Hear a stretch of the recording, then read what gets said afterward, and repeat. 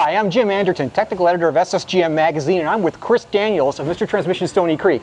How are you, Chris? How are you doing today? Good to see you. Chris, we'll be doing a total clutch service on this 10-year-old Ford F-150 pickup, and I'm going to give it a whirl and see if I still have the chops. And if I need help, I'm sure to scream. Well, I'm here to help. Thanks. Early on in the process, you're going to have to remove the drive shaft on this rear-wheel drive vehicle. It's essential, of course, to keep the phasing of the drive shaft correct with the pinion flange on the differential to avoid later vibration problems.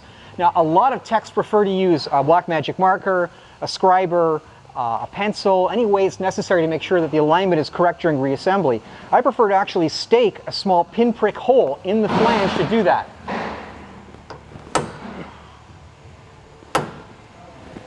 Simple as that, and the mark never wears off. Well, it's not strictly necessary to drain the fluid, the lubricant, from the manual transmission to do clutch service. In reality, it's probably a good idea. As a portion of the overall job, replacement fluid is very, very cheap, and you really should be addressing the rear main seal anyway. So while we're there, and while we're on the lift, it makes obvious sense to drain out the lube. Not what I expected. Another good reason to drain the fluid is on a magnetic drain plug like this, the ability to inspect for small metal wear particles and sludge. In this case, it's not too bad, but there are some fine metal wear particles. I don't think we need a rebuild yet, but it's something to keep a watch on. Chris is using heat to remove the mounting bolts to the transmission. The basic problem here is classic. Steel bolts thread into aluminum transmission case. The corrosion simply swells the threaded hole, which effectively locks the bolt in place. There's no choice but to use heat in a situation like this. Use excessive force to try and get this thing off without heat, and you risk snapping the bolt off. This quick disconnect hydraulic fitting is a classic pain to disconnect. It requires this nylon bushing be depressed inward to release the small sprags that retains this anodized collar.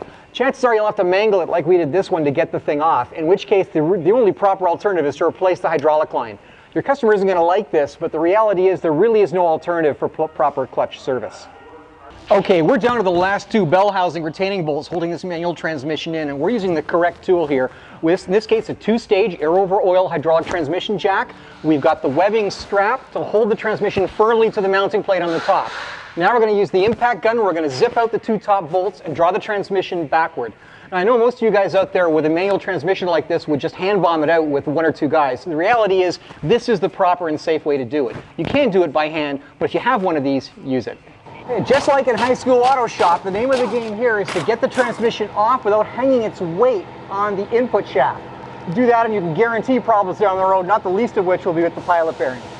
The rear crossmember mount on the transmission tail housing is interfering with the exhaust crossover pipe. This is going to require some twisting and turning and a delicate touch to get this transmission out this way. All right, the transmission's out. Now we're looking at the diaphragm spring assembly here next to the pressure plate. And one thing we'll notice is there's stepped wear on the spring fingers, and the springs are depressed unevenly.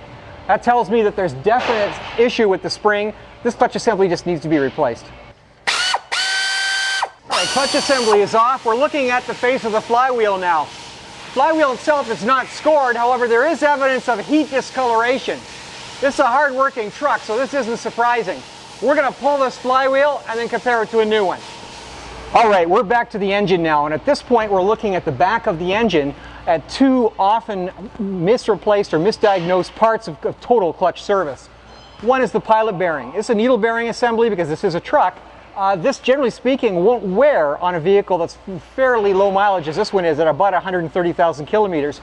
But for the cost of it, the sensible move is to replace it anyway. The same goes with the rear main seal. This rear main seal is in nice shape, but the reality is that it is so difficult to get at. The consequences of its failure are so annoying, from everything from driveway leaks to a contaminated clutch surface, that it's a false economy to leave this in place. I would replace this, and we're going to do that.